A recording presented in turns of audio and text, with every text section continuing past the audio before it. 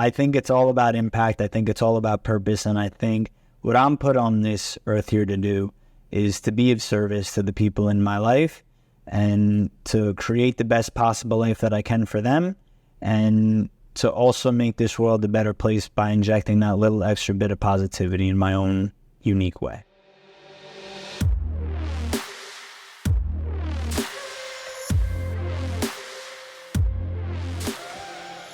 How is it going, ladies and gentlemen? This is Sean Barnes. I want to welcome you back to The Way of the Wolf. Our guest today is a gentleman named Jonathan Cohen. He is an attorney. He is the host of Inside the Inspired podcast that focuses on mindset, discipline, and personal growth. He's into philanthropy and also does a few speaking engagements. So, Jonathan, welcome to The Way of the Wolf. Thank you, Sean. It's a pleasure to be here, man. And honestly, I'm so glad that we were able to connect. You're a legend yourself, and I appreciate that introduction. Oh, man, you're giving me a little bit too much credit. I have to say how much I appreciate the content that you put out with your podcast and on social media, just everything that you're doing. Whenever I came across your profile a couple of months ago, I said, okay, I got to get this guy on the show because there's just so much alignment with what we're doing. I couldn't agree more. The one thing that I will add is looking forward to getting into this conversation. Normally, I'll have a pre-call with guests. It's really the first time for you and I to chat. I'm hoping that maybe you can change my perspective on lawyers. Haven't had a whole lot of great experiences, some, but not many. So we'll get into this, and I'm looking forward to seeing how you approach law, and then we're obviously going to dive into a bunch of other stuff. So tell me a little bit about you. Who is Jonathan Cohen? It's a humbling question. I think over the course of my life, I've been trying to figure that out, and it's through life experience I've been able to come to a form of a conclusion. Jonathan Cohen, myself, I'm someone who struggled with learning disabilities growing up, and that kind of caused some identity issues as I slowly went through my life. At 18 years old, I enlisted in the Israeli military, where I served for 2 years in infantry combat. And when I came back, I worked for a professional sports team. I got my pilot's license, and then I went to college, law school, business school, and then the DA's office. And through those experiences, you're meeting quite a lot of interesting people that play a role in helping you become who you're aspiring to be. And so through time and through experience, I have become someone that always wants to lend a helping hand. Public service, philanthropy, giving back to community, family, these are all priorities. And obviously, serving myself before I serve everyone else, have become someone who recognizes the value in creating opportunity for themselves. And like I said, struggling with those learning disabilities growing up, I've come to learn has become a blessing, because that allows me to help share those experiences so people can learn from those mistakes. And I become an individual who just simply wants to help and give back. Man, I got to say how much I appreciate that. And it's interesting how the adversity that we face in our lives is what forges us into something great and creates those opportunities for us to continue to ascend, whether it's career, life, family, whatever those goals are that you're trying to reach. And I always admire somebody who has been through adversity and then they have the guts to step up and share that with the world and share their lessons, because inevitably there's going to be people that listen to you or watch your content that resonates with. And so whenever they can see, oh, wow, Jonathan was able to do it, I can too. This is the child that had learning disabilities and he was able to work through that. Maybe I can do it too. Let me listen to more of his stuff. And the fact that you're going out there and spreading the word and trying to help people out, that's just absolutely incredible. So my question to you is, what drives you? What inspires you to do that? I literally got the chills as you asked the question. I think what inspires me to do it is, someone needs the help. And it's almost like, what qualifies me? Well, there's a sentiment that really resonates with me. Stacking proof. And through stacking proof, you establish credibility with yourself that allows you to offer value to other people. And so for a lot of my career, I looked for ways that I could be valuable, because as someone who had these identity issues because of labels that were imbued upon me, whether, I played a role in that or not, I found ways to create value and create opportunity. And what drives me is that I know there's people that still struggle with certain things that happened to them when they were younger, and let that kind of dictate the type of person they become. And instead of it being a backstop, you can use it as leverage to propel you into the next step. And so it really is important to me to help people, in a form of almost paying it forward, because there were angels in my life that believed in me. And I want to provide the same forms of insights through lessons and experiences that, people tell themselves certain stories that they don't need to, and it holds them back. And it's unproductive and unnecessary. And part of what I want to do is share stories like you on my podcast, where I ask people questions about things that have happened to them and how they've overcome those obstacles. So people out there can see, hey, I can change my beliefs, I can change my life, and I can operate at a higher level than I've been operating at. And it's going to take a lot of work. But when you see enough evidence over the course of enough time, you can start to step into who you are. So that really is what drives me. Man, I have a deep appreciation for that. I don't know if you've had a chance to catch my last podcast with a guy named Pete Vanderveen. He's been on the show a few times, and we've danced around topics of what happens to us as men in our childhood and how it can shape us in much later in life, and the impacts that it can have. And we kind of dove into the topics of fathers abandoning us or abusive relationships, things like that.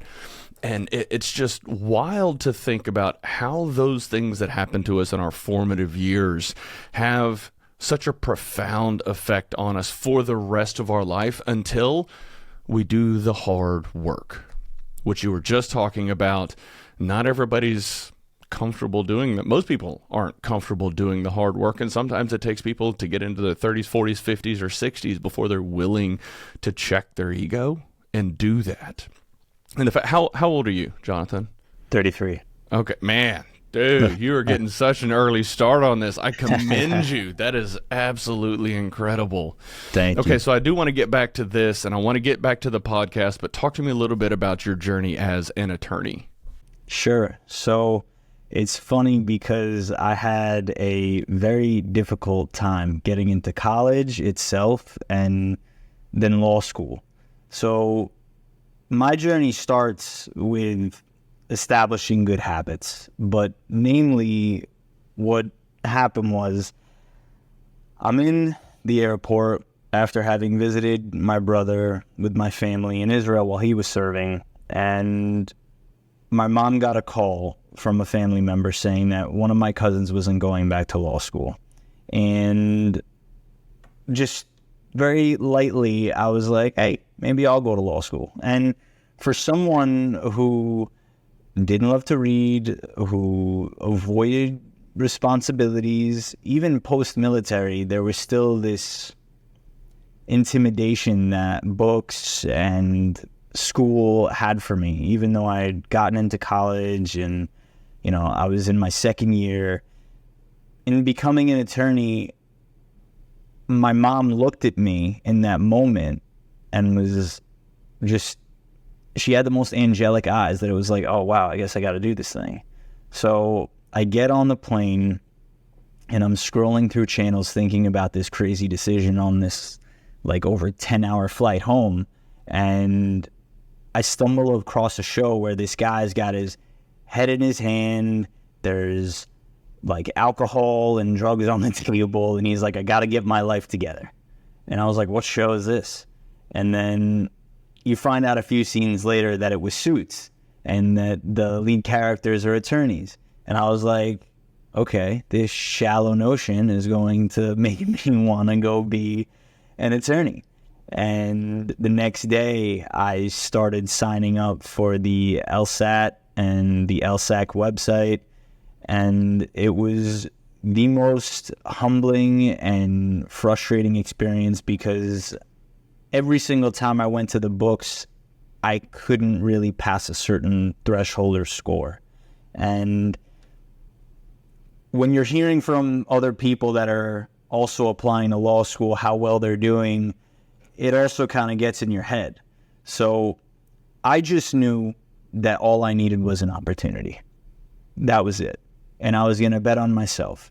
So I didn't care what law school was going to take me. I knew that once I got into the real world, I would create an opportunity for myself because that's what I was going to have to do.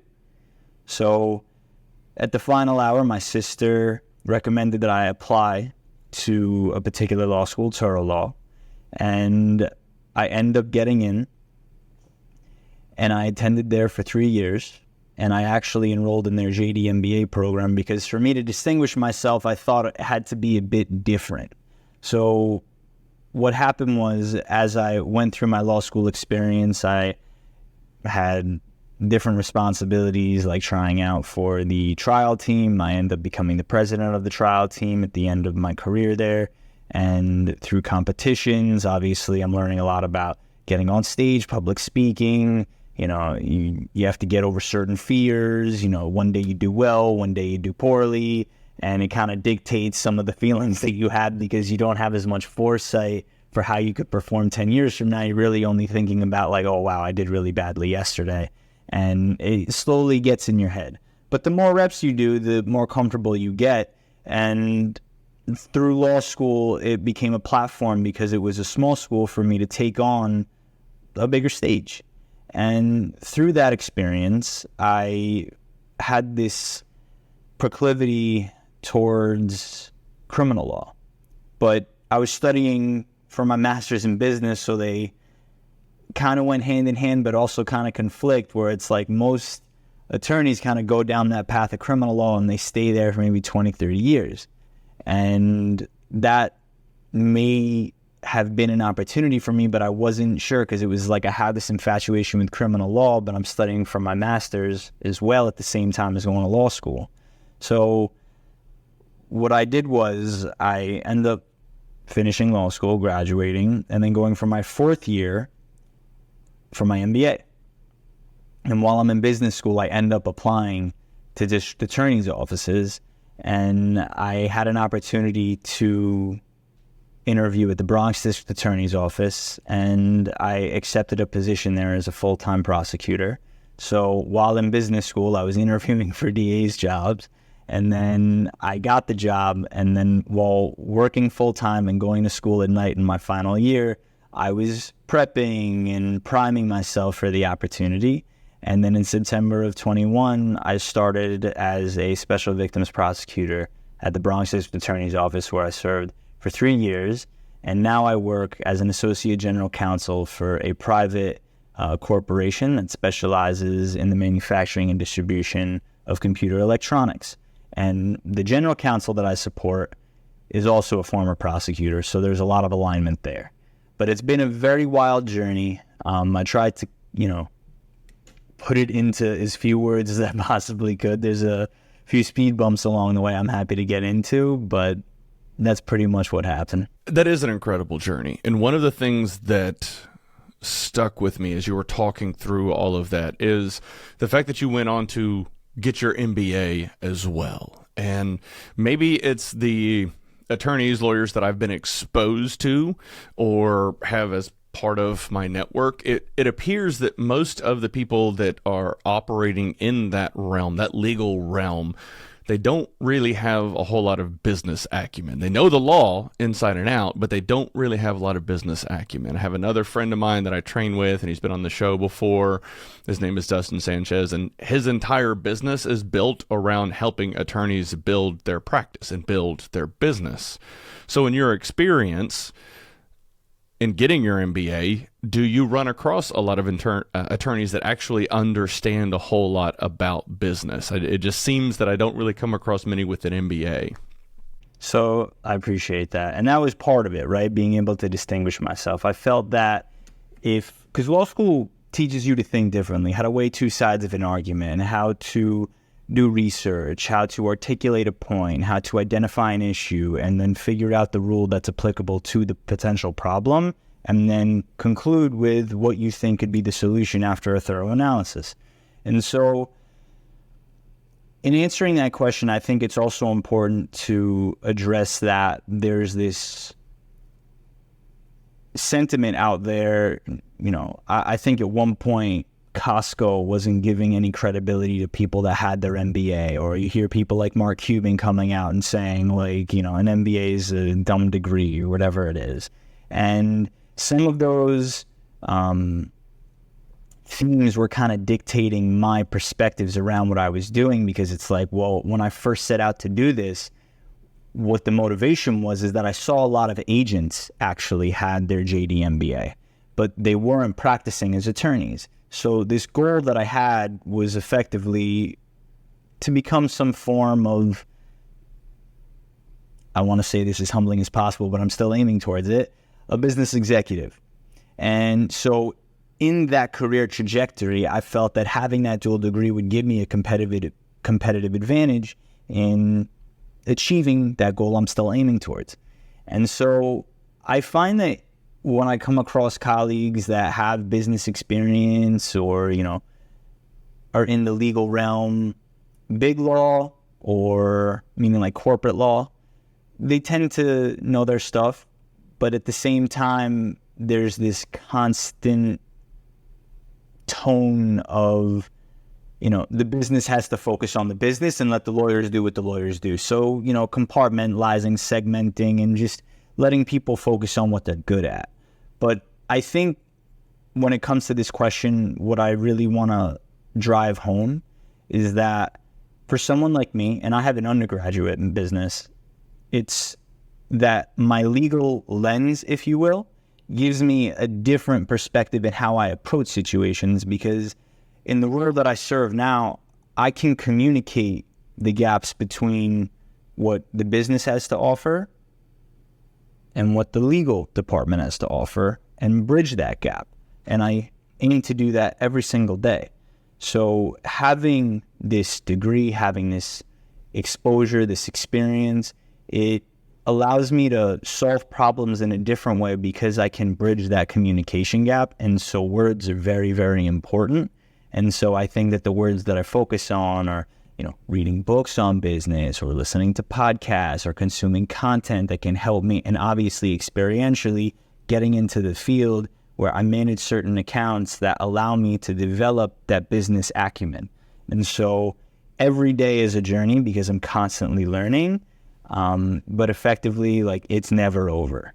Yeah, and as you were talking through that, I was immediately thinking through what you discussed just now as far as we'll say silos that exist. You have operations of a business, you have legal, you have HR, you have IT, you have all these functional domains that exist within an organization. Those functional domains being somewhat siloed is crucial to allow an organization to scale, because you need that high level of expertise in each of those pillars. Where I see businesses struggle is finding that delicate balance of saying, hey, we've got our general counsel here and our VP of HR and a VP of operations for this business unit. They're not communicating. They're operating in their own little silos, and part of that lack of communication is maybe relationships, trust, time, experience, exposure. There's a lot of contributing factors to it, but the magic is whenever those people start to communicate and they all start to better understand what each of the silos are doing, so that they can then come in and add value and create a stronger relationship and partnership. And so I think your head is absolutely in the right place as far as you have this legal background, you have a business background and the degrees to support it and back it up. You have the right mindset around consuming content, whether it's podcasts or videos or books or consuming all of that content, and then that last piece is application of that knowledge that you've learned. And the more effectively you can do that, the more effectively you can partner with operations and not be the lawyer that's coming in and just saying no to something that's going on with a business, the better off you are going to be. And I had the opportunity to start leading human resources on top of IT, which is what the majority of my career has been in, about 6 years ago. And one of the things that I very quickly learned is, yes, there's a lot of regulatory compliance that comes with employment law, and the Department of Labor is no joke, but you have to be able to approach your partners in operations and say, hey, here's the law, here's what we need to focus on, here are our options. This option presents a little bit more risk, and here's what we're going to do to mitigate that risk. This option over here, there's really no risk. We do this, this, and this, and we're covered, and we let operations make that decision. Which route do they want to go? How risk averse are they? Is there some sort of financial benefit to taking on a little bit more risk while still operating within the confines of the law? And so finding that balance is absolutely crucial. And a lot of times executives on both sides, maybe their egos don't let them do it, but there's challenges. But if you can break down those walls and build that trust, man, that is the way to go. Very well articulated. You drove that home. It's having that specialty is going to allow everyone to focus on what works. There is that concept of, inch thick, mile wide. Ultimately, if you're trying to be everything to everyone, you're nothing to no one. So having the areas that you could focus on definitely allows the business to thrive. Okay, let's switch gears a little bit. Let's go into the podcast, Inside the Inspired. Tell us a little bit about it. Wow, one of my favorite topics. Inside the Inspired started out as a passion project and evolved into my body of work, where I have this immense network of people and people that I continue to meet that, as I was saying earlier, I can bring on, ask them questions about their journeys, and the guests range from multi-millionaire entrepreneurs, authors, experts, athletes, medical professionals, and I'm so humbled to have conversations with people that have great followings and are also aspiring to just add value to society and make an impact on the people that they surround themselves with, have a positive message to share. I interview mindset coaches. I interview success coaches. I got the chance to interview all these different individuals that, whether it comes to your heart set or your mindset, there's always something to learn. And each conversation creates this blueprint for someone to realize, like, hey, no journey is the same. And that's actually kind of the point, that all of the guests that come on the show have created opportunity for themselves in one way or another, and they leverage that opportunity through their experience to make an impact and be of value. And so the platform really is so special to me because it's always about service, and service through purpose, and establishing purpose through service. And so that is really the key driver in what the podcast has become about. And so surrounding myself with high-level individuals, I'll call them, that have yet to come on the show and have already debuted on the show. It's really like, sometimes the guests that I bring on, they haven't done a podcast before. In fact, it's the only podcast they've ever done. And for me, it's a real honor because it takes a relationship, and you don't want to waste their time. You're putting them on a platform, on blast, if you will, where, thousands of people are going to listen to them, and, something may resonate, something maybe doesn't resonate, and just having the opportunity to hold the audience's attention and also to get the opportunity to speak and have a conversation that I'd be having anyway and learn those lessons. I'm grateful that I could share and scale those lessons. So this way, someone out there, and I get the messages, I get the feedback where people really are impacted and appreciate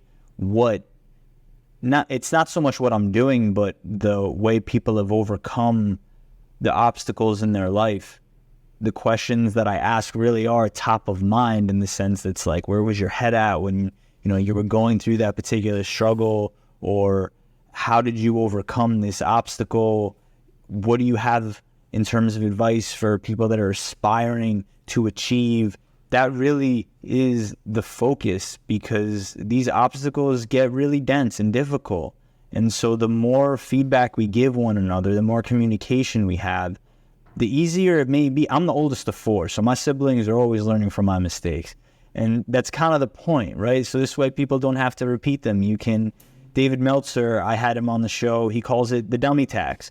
And it's something that I think I even notice in conversations that I'll have like this, or in my day-to-day, I will weave in the lessons that I've learned from the guests that have come on the show subconsciously. I had the opportunity to interview a judge who talked about being right after 9/11, he became the lead counsel for New York State Homeland Security.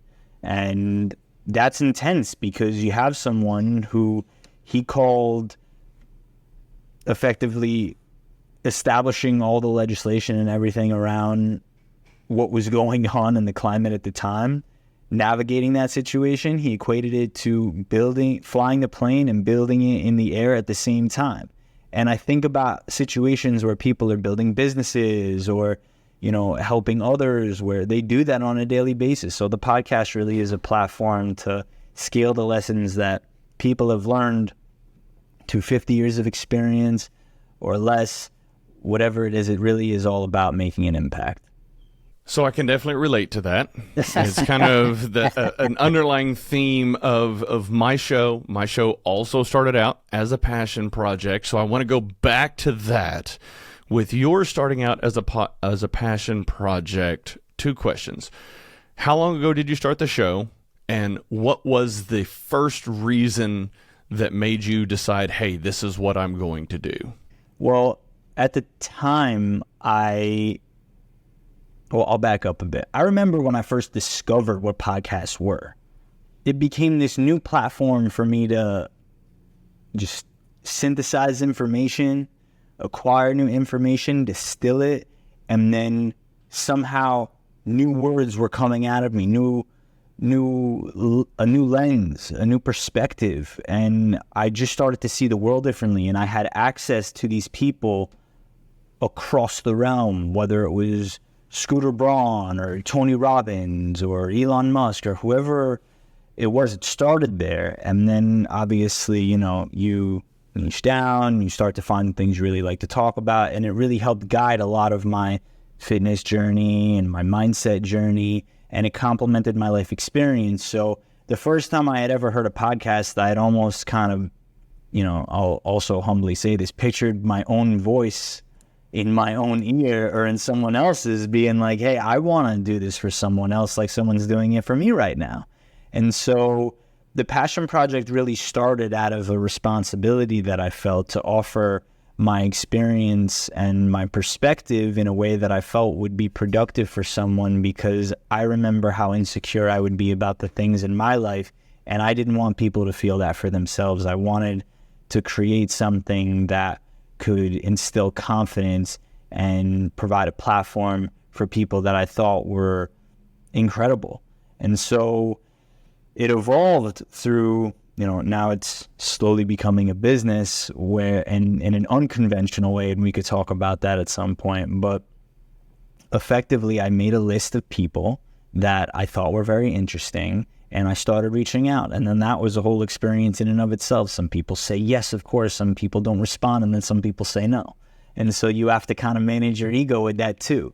But then at the same time all this was going on, where I first had discovered podcasts, where I was working full-time and going to school at night, and applying to DA's offices. And finally, after I get the job, I'm like, all right, I could focus in on, it's like YouTube, but for your ears, right? So I could focus in on particular topics that I was really fascinated by and experts in those particular fields, and still be able to do the job that I had to do, which didn't really require much mind space. It was document review. So you're just going through documents, and it's not really, the most arduous task in the entire world, but it's still paying the bills while I'm in school and then going to school at night, right? So then finally, once I get to the DA's office, you're standing in court, you're in a different league where the things that matter, people are facing years of their life in prison, people are victimized and special victims, and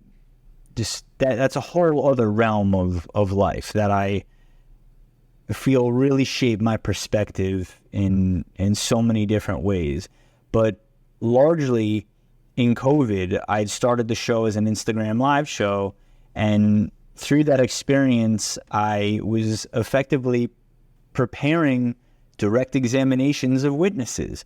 And so I'm cultivating my craft as a professional, as an attorney, through the podcast, where by the time I had launched the show and I had recorded the 1720 episodes that I had done through the Instagram live show, I eventually evolved it into a podcast. But what was interesting is that some of my colleagues were leaving the DA's office because they had fulfilled their commitment. And so that left an opportunity for the upcoming class that I was in to start presenting to the grand jury. So with respect to the rest of the colleagues in my class, for better or worse, no one else was doing an Instagram live podcast show in the middle of COVID when they weren't working. So I had leveraged that opportunity to prepare. And so when I got up and was called up by my chief to come in and help her present very intense cases that probably aren't appropriate for a podcast for me to mention right now, but some very aggressive things that were happening, I was ready. I was ready because I'd been priming for weeks and months, having interviewed tens and tens of people, and I had kept the sword and the iron sharp. So the podcast has been a platform for me to learn in more than one way, in terms of presentation, in terms of curating a guest list, in terms of thematically, putting questions together and entertaining the audience. I mean, what you have to do on the other side of the mic right now isn't easy. I know, because I usually do it all the time.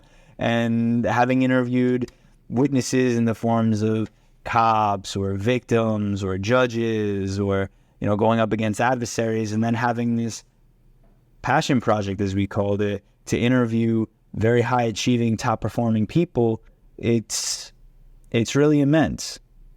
Okay. I have to ask, with all of the intense, heavy, and probably sometimes dark work that you do, how do you maintain a positive mindset and create the show and everything else that you do? Man, that is a question that dictates the entire essence of the show.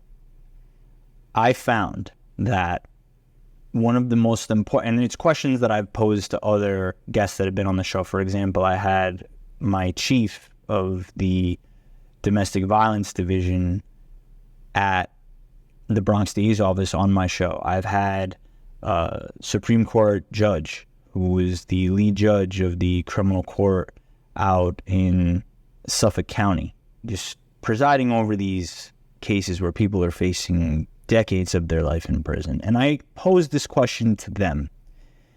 Compartmentalization is usually the answer. And then I dive a bit deeper and I ask, how? And the judge will say, and you can go check out the episode with Judge Mark Cohen, he'll say, when I go to work, I go to work. When I go home, I go home. If I have to go back, I go back. It's that simple. Some people can compartmentalize that simply. For me, I actually discovered Stoicism and philosophy in COVID as well. And at the same time, I had also hurt my back, and I discovered the power of breath work to heal it methodically, orienting my pelvis. It's called postural restoration. And all of these different layers in terms of tracking. I also had a whoop at the time, and I had done a lot of self-discovery. So while I had this platform in the form of the DA's office to make an impact on society in one way, there's also this element of my practice where I'm very focused on personal development, and in turn that creates professional development, where the mindset becomes how can I serve, right? But at the same time, you have to serve yourself before you could serve everyone else. So my mindset was really about how can I keep my head in a place where I can be effective in what I do, because certain conversations, certain interactions, certain experiences can put me in a very dark place, because it was, hey, what if the quote right thing doesn't happen in this case? How can I navigate that situation? And just because I didn't ask for something, it doesn't matter. I took on this job, so if I didn't ask for a particular case, if it comes on my desk, it becomes my responsibility. And so I have to take that responsibility and treat it with grace. And I learned through, reading and through practice that physiologically with breath work, we can lower our heart rate and start to get super present. And then through Stoicism, I learned the value of presence. And I continued to take those two experiences where on one side, I'm learning the physiological component. And then on the other side, I'm learning the mindset, mental component that I'm also using on a platform in standing up, presenting to a grand jury, or standing in court and, representing the people of Bronx County at the time, and having to do that with confidence. So the mindset really becomes, it's not about me.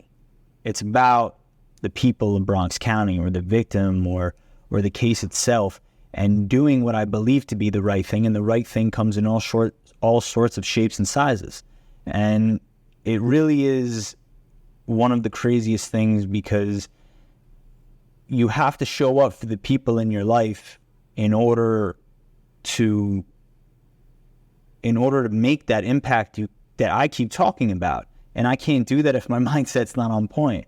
And so meditation isn't something that's really worked for me, but understanding the value of presence has been, because I alluded to learning disabilities earlier in this.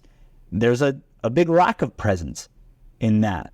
And so I found that the more I could get present, breath work really helped with that, nasal breathing in particular. Hard physical activity really helped with that, because it forces presence, because you can't really be distracted when you got hundreds of pounds in each hand. I mean, you're jacked as they come. So it's really a matter of understanding that I can't serve the people around me if I'm not present. And if I take things personally, I'll be ineffective. So getting the mindset to a place where it could be impactful, meaningful, present, and effective. I've used those words over and over again deliberately, because for me, that is where the magic happens. Stress will be there regardless. It's how we tolerate the stress is where the magic is. And so when we tolerate stress effectively, we can make that impact that at least I'm hoping to make. You said something a moment ago of, it's not about me. And I think that's a great way for us to transition into your online course that you're going to be releasing. And we're going to schedule this episode so it drops the same day as your course, try to get as much visibility out there as possible. But whenever I think about that comment, it's not about me. The amount of time and energy and effort that goes into creating content to help others is wild. It is absolutely wild. You are not doing that for you. You're doing that for everybody else, putting it out there. It may or may not get millions of views or thousands of views, but that doesn't matter.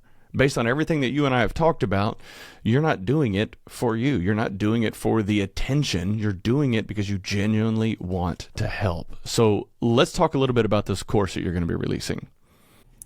So it's called I'll be releasing a few courses, but the first course in the Inspired Course Collection is called the Inspired Speaker Formula. It's a compilation of the lessons and experiences that I've acquired and strategies where I had suffered and experienced stage fright despite having performed on stage when I was younger in piano recitals and had this immense desire to want to be on stage to entertain.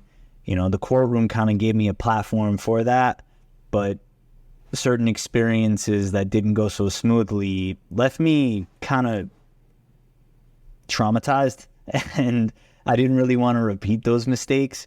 So I spent a lot of time and going to the DA's office was a big part of that, where I could just get in front, and in the course I call it exposure therapy, where it's effectively you're getting up into a position where you can just, the reps remove the doubt. You're getting in front of friends or family or on stage where you can get comfortable to a point where at some point the feeling just has to go away, you know?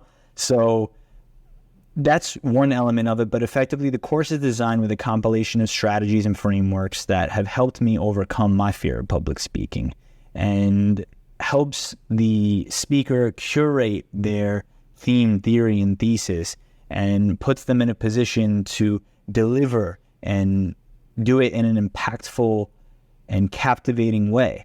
And so public speaking is something that I've always loved to do, in the sense that I understand that it's about the audience. It's about giving them something that they can take away that's meaningful and then implement into their own life, and then share it with somebody so it grows, and then that person's life gets better, and then you just continue to pay it forward. And I think going back to something that you were saying earlier when you talked about the question that it's not about me, I think that when you're building in public and you're learning how to do it, there's a learning curve. So some of the content, as you're learning to do it, makes it seem, especially, you know, if people knew you growing up and, you know, you're trying to help others, that there's a misconception that it is about you.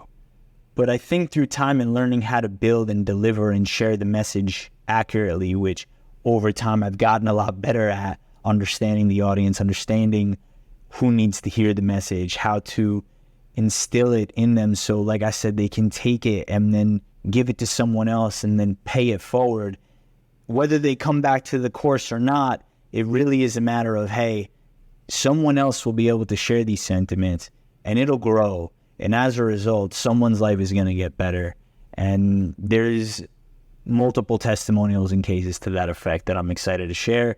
And this course is going to be the first of many courses that I'm excited to release about developing confidence, establishing mindset, discipline, something you and I love to talk about.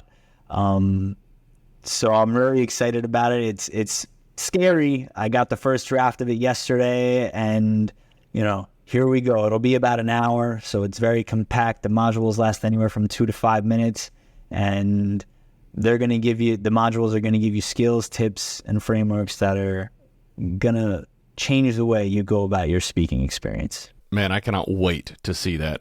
You're gonna have to get me access. I'm gonna have to check it out, 100%. And I will definitely report back and let you know my thoughts on it. Looking forward to that. I'm waiting for your course, man. Oh man, you know, it's funny that it is so funny that you said that. Just 2 days ago, I started building a framework of, okay, what do I want to talk about?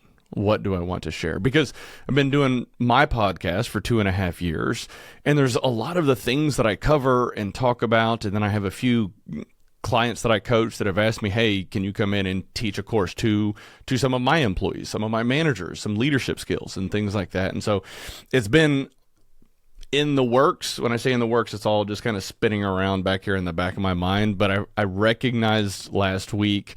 So I don't know if you know this or not, but I broke my ankle a couple of weeks ago, and so I've been late. Yeah. So I've been having a little bit more time on the couch to process, and just having my leg propped up. It's been very challenging because fitness and working out and training and exercising is a big portion of my life. So there's a mental game there. But all that to be said, yes, I am going to start working on creating some course content. I got to figure out the delivery method. And so I may give you a phone call and say, hey, how are you doing this? So expect that in the future.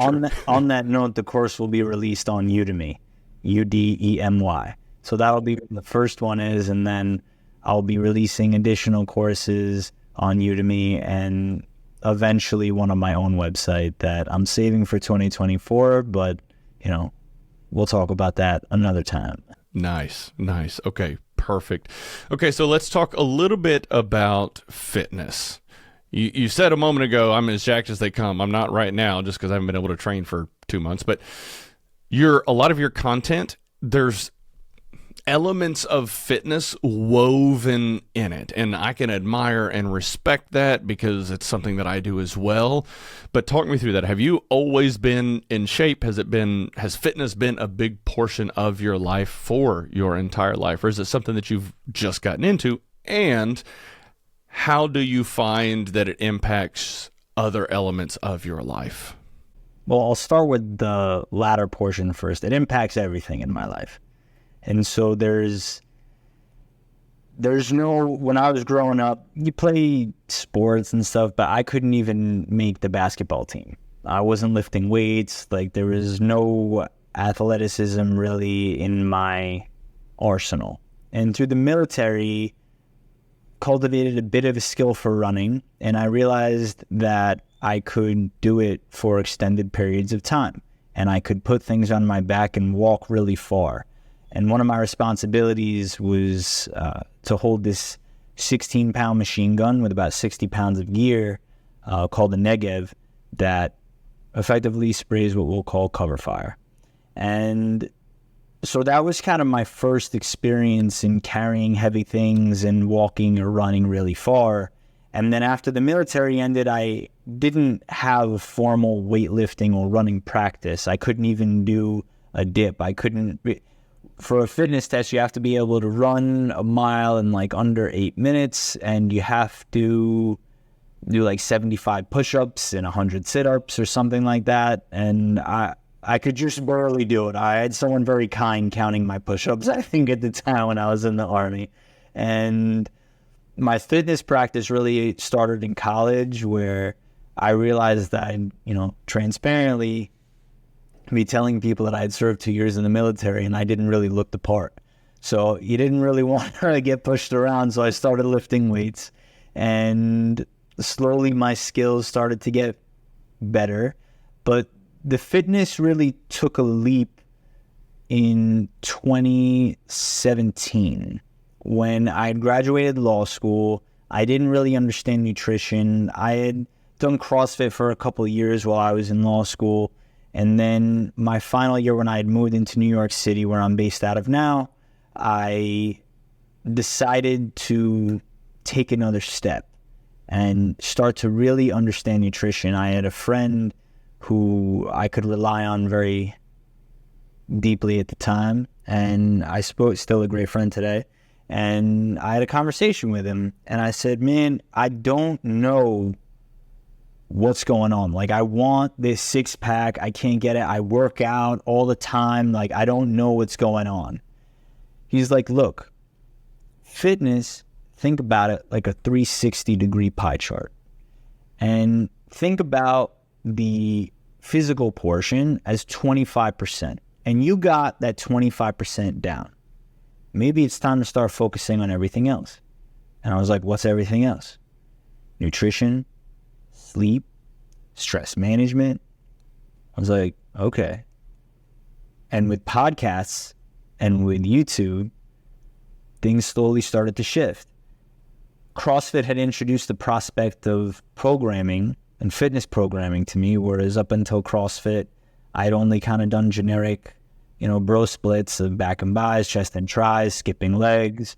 And then over time, I eventually discovered an account called Primal Swolger, and then that introduced me to more kettlebell work, and I had started to try some Instagram workouts, and then I saw one post he did with this guy, JTN Fit, and Jay Marinac. Shout out to Jay Marinac.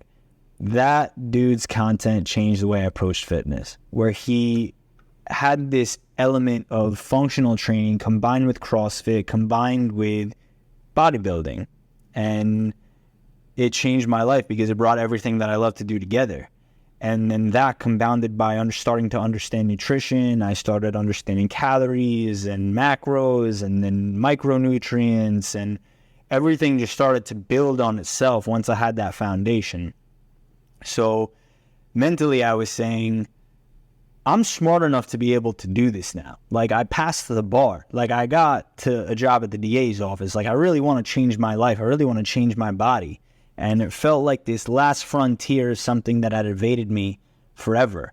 So finally, I had a platform and a vehicle to start to work towards and into my goals. And I never looked back. So fitness has been something very important to me because I've also discovered the notion of general physical preparedness, which has become an opportunity for me to leverage my fitness into making an impact through doing very aggressive and intense physical exercises that I'm sure you've seen, and we could talk about, where I've raised tens and tens and tens of thousands of dollars for different organizations over the last couple of years by doing some very intense physical solo challenges that I've curated and designed myself, where I get some traction, I find a cause that aligns with what I believe in, and then we work together to raise awareness. I put my body and my mind and my soul and my money on the line, because I'm not going to ask someone else to put their money if I'm not going to put mine. Also, it helps to bet on yourself a bit. And so I am proud to say that we've raised near $40,000 from the experiences that I put myself through over the last couple of years. And now I'm making sure that I annually curate something that is as, safe as it could be, but has a little edge to it, and continue to find ways to make an impact. So fitness is very, very important. These events that you do, are they virtual at all? So 2 of them were virtual. 1 of them was in person. Okay. Next virtual one you have, let me know. You got I want it. to try to jump in on it, see if I can match you or beat you, or sometimes that doesn't always work in my favor when I have conversations. All right, we're going to do that. And then I get crushed. It's like, okay. All right. Raising the awareness, man. That's really what it comes down to. Something tells me you can keep up just fine. Okay. So talk me through, what is the end game for Jonathan? Where are you headed? What are you trying to build and ultimately accomplish? For me, it's always about family, first and foremost. That's like everything. So whatever it takes to take care of my family will always be at the forefront of my mind. So that aside, what am I trying to accomplish? I think at different stages of my life, that answer has changed. And so the season of life that I'm in now, I would say, is market validation, where I know that I bring a lot to the table as a professional, and I'm in a very unique position right now based on my life experience to offer a lot of value.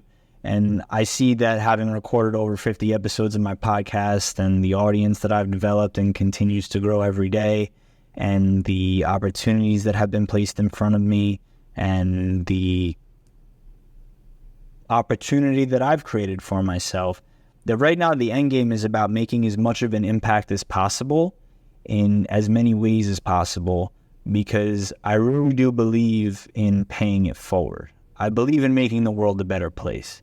So as I build inside the Inspired and this course collection and share these lessons, I believe that people, through community, through opportunity, can start to sustain themselves in a very different type of way.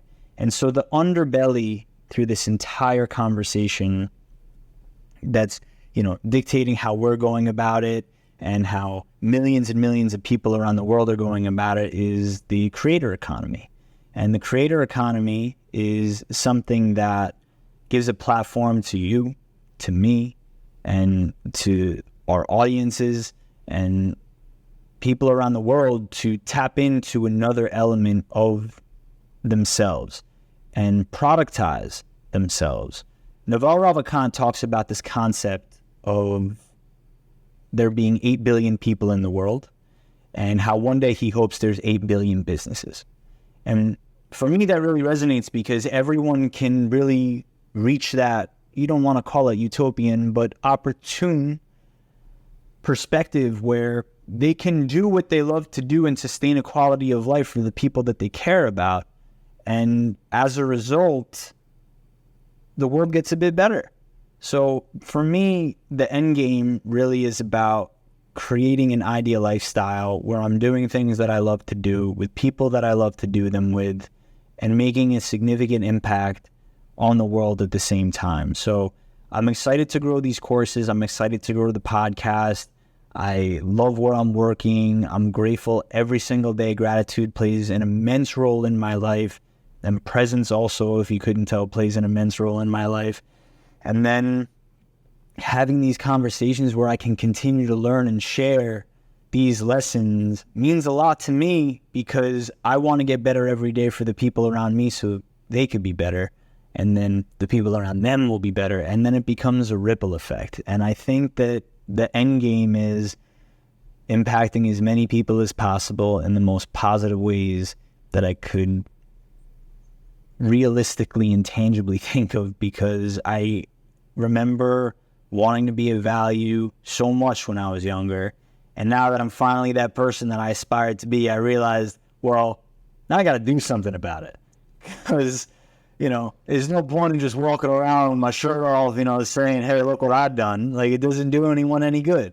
So I think it's all about impact. I think it's all about purpose. And I think what I'm put on this earth here to do is to be of service to the people in my life and to create the best possible life that I can for them, and to also make this world a better place by injecting that little extra bit of positivity in my own unique way. Man, I absolutely love it. What is the biggest lesson you have learned on this incredible journey that has been your life that you'd like to share with the guests? It's got to be twofold, man, because I don't think you have one without the other, but it's gratitude and presence. Gratitude is an antidote for all the things that go right and wrong in my life. I have to stay grateful on the days that they especially don't want to make me feel grateful, so I can have that level head and again show for the people around me. And then presence. The present is a gift. And carrying that gift with me, putting and recognizing, like, it's not about what was or what could be, but what is, and being where your feet are and putting yourself in a position to appreciate, be grateful for what you have, even if you want more and you aim towards achieving more. Having gratitude and presence in my life have been the two most powerful pillars that dictate 98% of my decision making. Man, I absolutely love what you're doing. Keep doing what you're doing, and I cannot wait to see everything that is going to be coming down the pipeline for you. Okay, how do people contact you? You can find me on Instagram at Inside the Inspired. You can find me on LinkedIn, Jonathan Z. Cohen. I have a YouTube channel that's growing, also Inside the Inspired. We have a newsletter that you could subscribe to at InsideTheInspired.com. And the Inspired Speaker Formula will be launching on August 15th on Udemy, which I'm very excited about. Stay tuned for more courses. Sean, I can't thank you enough for the opportunity to come on this podcast. You're on an incredible mission. The caliber of your guests to be considered and put in the same breath as, it means so much to me. And I can't wait to have you on my show, man. Keep doing what you're doing. Your audience is very lucky to have you, and I can't wait to introduce you to mine. I appreciate it. Really looking forward to it.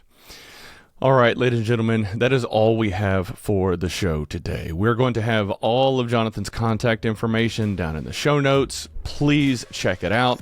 I'm going to try to get a hold of a link to the course content that he's going to be releasing next week. And y'all have a good one.